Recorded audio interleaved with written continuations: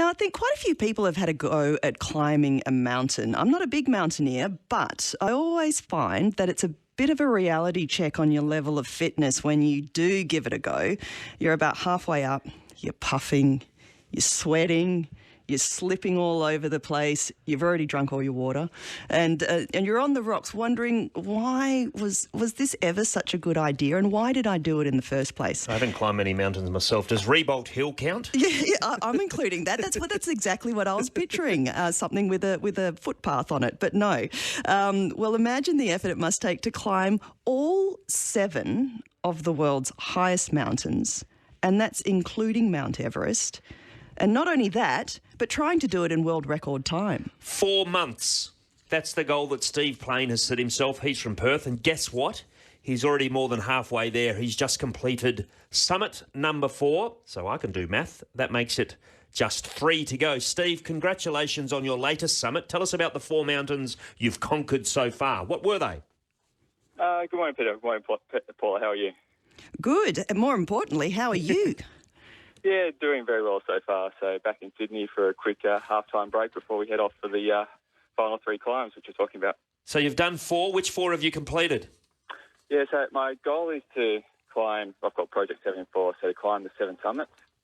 So that's a mountaineering challenge, which is the highest mountain on each of the 7 continents, and try and do that in under 4 months. So the 4 that I've completed, I started in January, left Australia on 7th of January, and the first climb was down Antarctica, to the highest mountain down there, which was Mount Vincent. And from there, flew straight back up to Argentina for the highest mountain on South America, which is Aconcagua. Then went around to Africa and climbed Kilimanjaro, and just recently last week climbed the highest in Australasia, which is a mountain called Carsten's Pyramid in West Papua. So physically, how are you holding up? So far, pretty good, feeling pretty good. So after, I guess, what's been about 2 months on the road so far, and a lot of time in remote places, it's, touch wood, going pretty well. I'd imagine that they present unique and different challenges, Steve, each of the different summits? Yes, and I think that's what's sort of really interesting about this project being the highest on each continent. Every continent, every mountain is very, very different. So if you compare, for example, Mount Vincent down Antarctica, where on the summit we had sort of minus 32 degrees, I think was the coldest we hit, and very cold temperatures, compared to something like Carsten's, which we've recently done up in West Papua, which is much more tropical, but much steeper and more technical rock climbing. So, Steve Plain, you mentioned that, you're spending a lot of time alone, but what is it like when you get to the top of these mountains? At the moment, to be honest, I'm not actually really stopping to enjoy it too much. It's really just, you get to the top, you worry about getting down, and then it's refocusing straight to the next one. I think when I get to the end of all of this and have time to sort of sit back and reflect a bit more, I'm sure it'll be a pretty amazing journey to look back on. Aconcagua, 7,000 metres. Everest, nearly 9,000 metres. Denali, 6,000. Kosciuszko, 2,228. That's pretty much just an anthill, Steve. Yes, and we'll be down there this weekend, and there's differences in the 7 summits for what they define as the continent of Australia. So I've taken the option which extends Australia to Australasia, and hence the official one for Australasia is Carsten's Pyramid. But this weekend, we're doing a project with Rotary and taking 6 kids in wheelchairs to the summit of Kosciuszko. Wow. Which will be amazing. So we've got a group of about 80 people with kids in wheelchairs and volunteers to help push and pull them up, and hopefully that'll be a fantastic day. And why is it that you've got the kids involved in this way?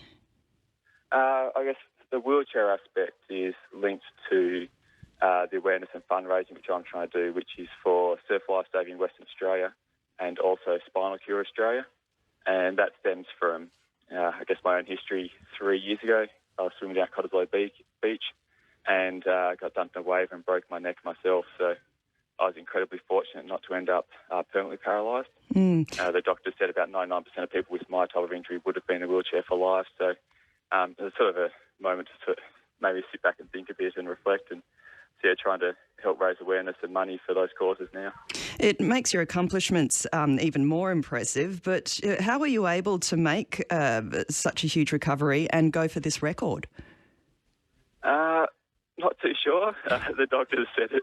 A lot of them actually said, it's a miracle that I have been able to get through like I have. But I think the whole way just being, I was quite fit beforehand, having done a lot of Ironman, triathlon, and other endurance sports. I think that definitely helped in sort of having a good base level of fitness coming into it, and just being able to then sort of focus on initially the rehabilitation and then the training after that to get back to where I need to be for these climbs. It's an extraordinary achievement. We wish you all the very best. That's Steve Plain, mountaineer, 7 Summits, which is a catchy name. I smell a movie.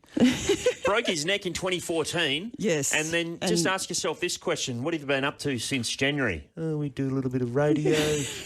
I've spent some time with the family. Well, he's climbed 4 mountains. I know. Yeah. It is an amazing accomplishment. It is, and great that they're taking the kids up to the peak of Kosciuszko. I think he said this weekend as well. After that, Elbrus, Denali, and then just finishing off with a little dunghill called Everest, if you don't mind. And not even enjoying it when he gets to the top. There's so much to do that you're just, once you get to the top, how do I get down and what's the next one? It's business, business, business.